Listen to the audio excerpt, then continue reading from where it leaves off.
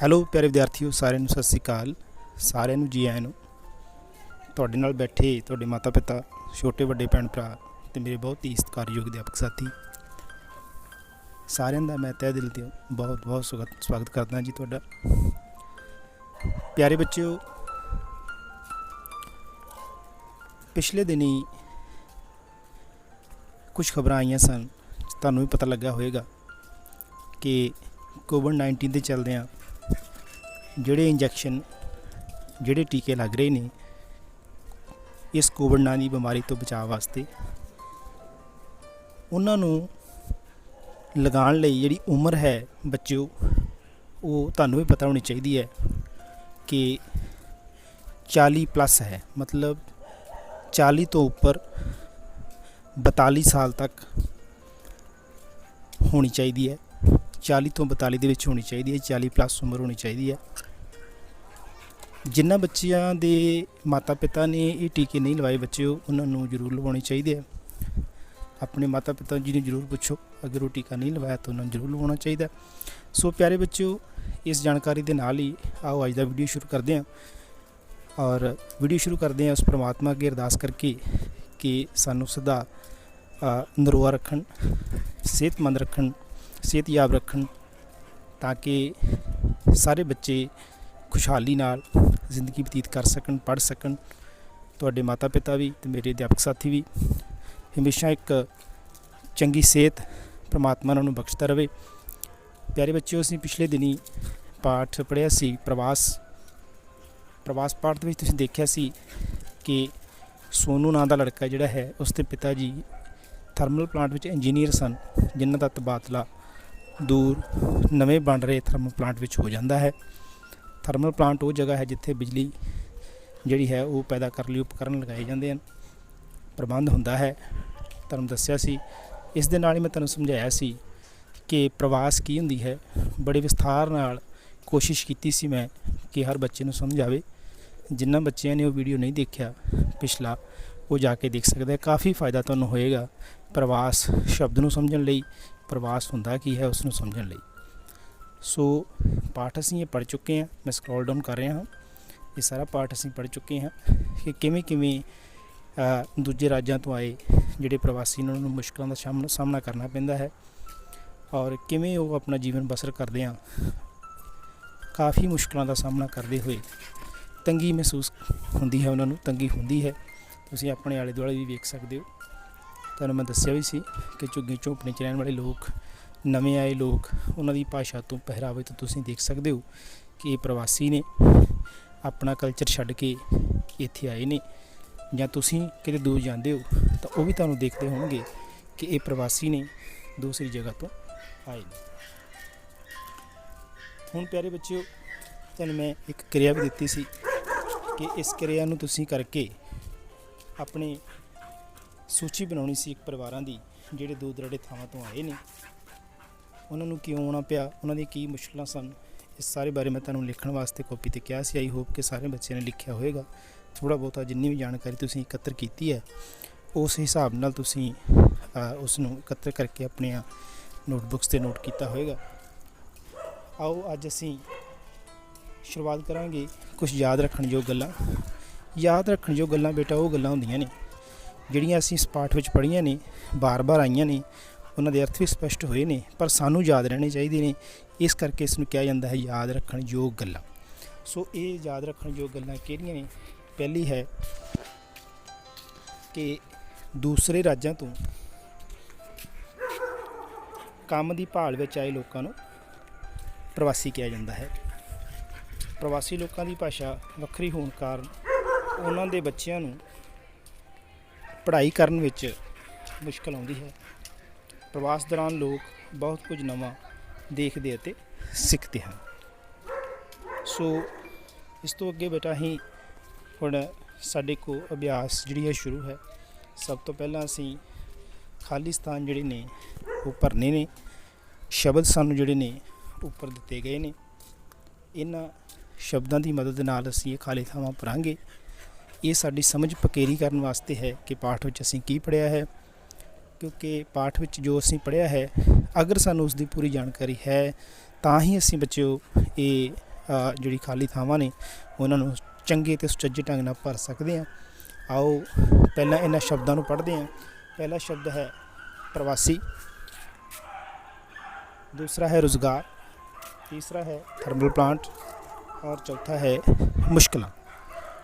सो इन्हां शब्दों ਨੂੰ ਅਸੀਂ ਦਿੱਤੇ ਹੋਏ ਥੱਲੇ ਜਿਹੜੇ ਸਥਾਨ ਨੇ ਖਾਲੀ ਉਹਨਾਂ ਵਿੱਚ ਅਸੀਂ ਇਸ ਨੂੰ ਭਰਨਾ ਹੈ।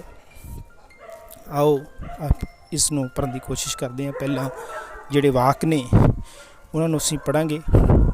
ਵਾਕਾਂ ਨੂੰ ਪੜ੍ਹਨ ਤੋਂ ਬਾਅਦ ਦੇਖਾਂਗੇ ਕਿ ਕਿੱਥੇ ਕਿਹੜਾ ਸ਼ਬਦ ਜਿਹੜਾ ਹੈ ਇਹਨਾਂ ਖਾਲੀ ਥਾਵਾਂ 'ਤੇ ਫਿੱਟ ਬੈਠਦਾ ਹੈ।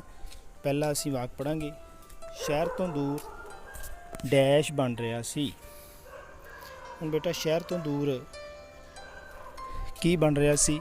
ਕਿਉਂਕਿ ਸੋਨੂ ਦੇ ਪਿਤਾ ਜੀ ਨੂੰ, ਜੋ ਕਿ ਥਰਮਲ ਪਲਾਂਟ ਵਿੱਚ ਇੰਜੀਨੀਅਰ ਸਨ, ਉਹਨਾਂ ਨੂੰ ਬਦਲੀ ਹੋਣ ਉਪਰੰਤ ਨਵੀਂ ਜਗ੍ਹਾ 'ਤੇ ਥਰਮਲ ਪਲਾਂਟ ਜਿੱਥੇ ਬਣ ਰਿਹਾ ਸੀ ਉੱਥੇ ਜਾਣਾ ਪੈਣਾ ਸੀ ਬਦਲੀ ਹੋਣ ਕਰਕੇ।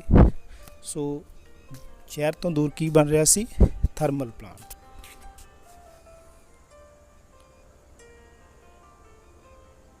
ਸੋ ਪਹਿਲੇ ਸਥਾਨ 'ਤੇ ਅਸੀਂ ਇਹ ਥਰਮਲ ਪਲਾਂਟ ਜਿਹੜਾ ਹੈ ਇਸ ਨੂੰ ਫਿਲ ਕਰ ਦਾਂਗੇ। ਦੂਸਰਾ ਵਾਕ ਹੈ ਦੂਸਰੇ ਸੂਬਿਆਂ ਜਾਂ ਰਾਜਾਂ। ਸੂਬੇ ਜਾਂ ਰਾਜ ਇੱਕ ਗੱਲ ਹੀ ਹੈ ਬੱਚਿਓ। ਦੂਸਰੇ ਰਾਜਾਂ ਤੋਂ ਕੰਮ ਕਰਨ ਆਏ ਲੋਕਾਂ ਨੂੰ ਡੈਸ਼ ਕਿਹਾ ਜਾਂਦਾ ਹੈ। ਇਹ ਤਾਂ ਸਾਰੇ ਬੱਚਿਆਂ ਨੂੰ ਪਤਾ ਲੱਗ ਗਿਆ ਹੋਵੇਗਾ ਕਿ ਦੂਸਰੇ ਰਾਜਾਂ ਤੋਂ ਆਉਣ ਵਾਲੇ ਜਿਹੜੇ ਲੋਕ ਨੇ ਉਹਨਾਂ ਨੂੰ ਪ੍ਰਵਾਸੀ ਕਿਹਾ ਜਾਂਦਾ।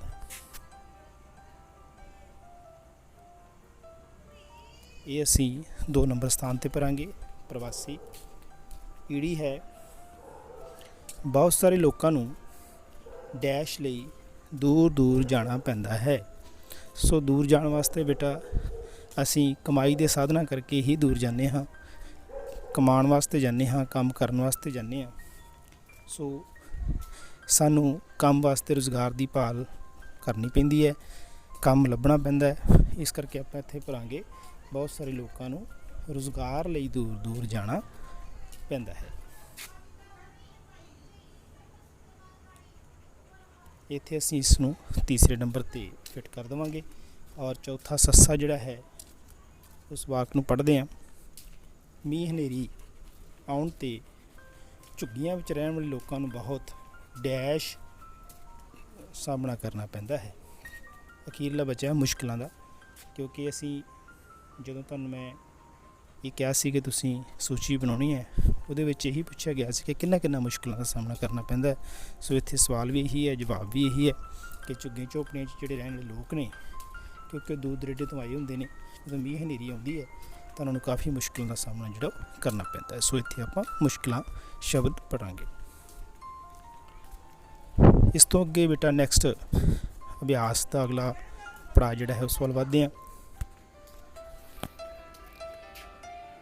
ਠੀਕ ਉੱਤਰ ਸਾਹਮਣੇ ਟਿਕ ਦਾ ਸਹੀ ਦਾ ਨਿਸ਼ਾਨ ਆਪਾਂ ਲਗਾਉਣਾ ਹੈ। ਸੋਨੂ ਦੇ ਪਿਤਾ ਜੀ ਡੈਸ਼ ਸਨ। ਕੀ ਸਨ? ਅਧਿਆਪਕ, ਡਾਕਟਰ, ਇੰਜੀਨੀਅਰ। ਸੋ ਤੁਸੀਂ ਦੱਸਣਾ ਕਿ ਸੋਨੂ ਦੇ ਪਿਤਾ ਜੀ ਕੀ ਸਨ। ਪਾਠ ਵਿੱਚ ਤੁਸੀਂ ਪੜ੍ਹਿਆ ਪਹਿਲੀ ਲਾਈਨ ਦੇ ਵਿੱਚ ਇਹਦਾ ਆਨਸਰ ਸੀ ਕਿ ਸੋਨੂ ਦੇ ਪਿਤਾ ਜੀ ਥਰਮਲ ਪਲਾਂਟ ਵਿੱਚ ਇੰਜੀਨੀਅਰ ਸਨ। ਠੀਕ ਹੈ। ਸੋ ਮਸ਼ੀਨਾਂ ਨੂੰ ਸਾਂਭਣਾ, ਉਹਨਾਂ ਨੂੰ ਠੀਕ ਠਾਕ ਕਰਨਾ, ਉਹਨਾਂ ਵਿੱਚ ਆਈਆਂ ਮੁਸ਼ਕਿਲਾਂ ਨੂੰ ਦੂਰ ਕਰਨਾ, ਇਹ ਇੰਜੀਨੀਅਰ ਦਾ ਕੰਮ ਹੁੰਦਾ ਹੈ। ਸੋ ਸਾਰੀ ਦੇਖ ਰੇਖ ਜਿਹੜੀ ਹੈ ਮਕੈਨੀਕਲੀ ਉਹ ਸਾਰੀ ਇੰਜੀਨੀਅਰ ਕਰਦਾ ਹੈ। ਇੰਜੀਨੀਅਰਾਂ ਦੇ ਕਾਫੀ ਵਿੰਗ ਹੁੰਦੇ ਨੇ। ਤੁਸੀਂ ਥੋੜ੍ਹੇ ਜਿਹੇ ਵੱਡੇ ਹੋਵੋਗੇ, ਅਗਲੀਆਂ ਕਲਾਸਾਂ ਜਾਵੋਗੇ ਤਾਂ ਇੰਜੀਨੀਅਰਸ ਦੇ ਜਿਹੜੇ ਕਾਫੀ ਪੋਰਸ਼ਨ ਨੇ, ਇੰਜੀਨੀਅਰ ਦੇ ਕਾਫੀ ਕੰਮ ਨੇ, ਵੱਖ-ਵੱਖ ਕਲਾਵਾਂ ਵਾਸਤੇ ਵੱਖ-ਵੱਖ ਇੰਜੀਨੀਅਰ ਹੁੰਦੇ ਨੇ। ਇਹ ਆਪਾਂ ਕਿਤੇ ਫਿਰ ਡਿਸਕਸ ਕਰਾਂਗੇ। ਸੋ ਇੱਥੇ ਆਪਾਂ ਇੰਜੀਨੀਅਰ 'ਤੇ ਟਿਕ ਜਿਹੜੀ ਆ ਉਹ ਲਗਾ ਦਾਂਗੇ। ਠੀਕ ਹੈ ਬੇਟਾ। ਅੱਗੇ ਪੇਜ ਨੰਬਰ 10 'ਤੇ ਚੱਲਦੇ ਹਾਂ।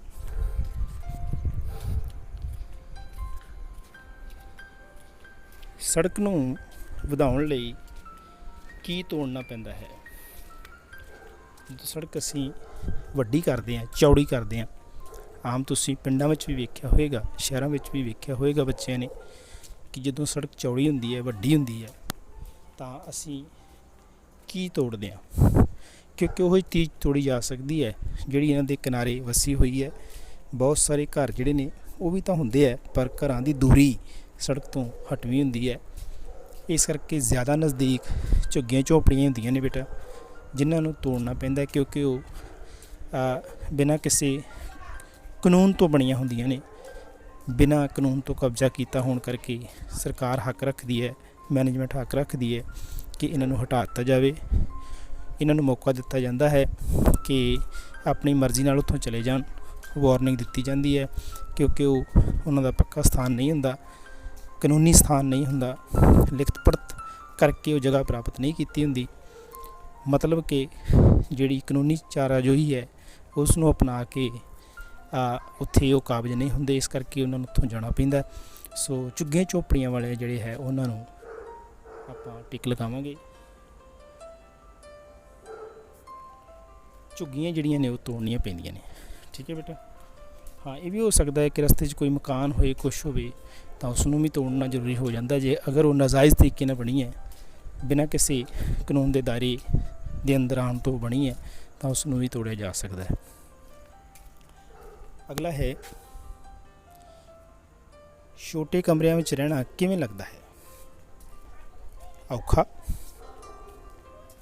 सौखा ਜਾਂ पता नहीं। ਹੁਣ बेटा छोटे कमरे ਵਿੱਚ रहना किस तरह का महसूस होगा, इसनूं जानने वास्ते ਹੁਣ गर्मी का मौसम है, तुसीं देख सकते हो कि छोटे कमरे 'ਚ अगर 4 जी घर दे बैठे होण तां कितनी गर्मी महसूस होंदी है। सर्दियों में तो कोई मुश्किल नहीं, लेकिन गर्मी दे विच कितनी मुश्किल आउंदी है।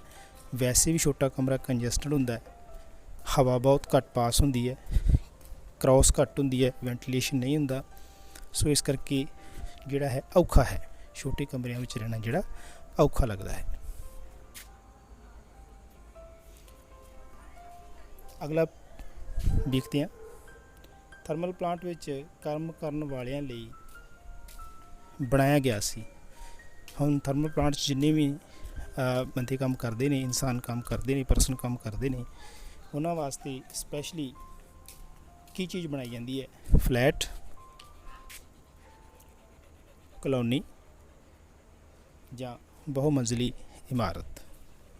सो आपां पाठ च पढ़िया सी कि उन्होंने वास्ते फ्लैट बनाए जाते हैं। फ्लैट तुहानूं दस्सिया सी कि फ्लैट किस नूं कहंदे ने, जो असीं पाठ पढ़िया सी थोड़ा मैं तुहानूं दस्सिया सी, फिर दोबारा दसदा कि कॉलोनी बहुत सारे घरां दा एक समूह हुंदा है। बहुमंजिली इमारतां जिहड़ियां ने उन्हां दा भाव ये हुंदा है कि एक मंजिल दे उपर दूसरी मंजिल, एक घर दे उपर दूसरा घर या कमरा कह लो, फिर उसके उपर एक हो बहुमंजिली, मतलब उन्हां दी ज़्यादा मंजिलों वाला, उसनूं बहुमंजिली कह दिंदे हैं। लेकिन जिहड़ा फ्लैट है, फ्लैट छोटा तो निजी हुंदा है, ये छोटा भी हो सकता है, बहुमंजिली भी हो सकता है। तो आप बेटा इत्थे कॉलोनी ते टिक करांगे क्योंकि उन्हां वास्ते जिहड़े थर्मल प्लांटां विच काम करन वाले ने उन्हां वास्ते जिहड़ियां सी कॉलोनियां जिहड़ियां सी वो बनाईयां गईयां सी। सो आपां कॉलोनी ते टिक लगावांगे।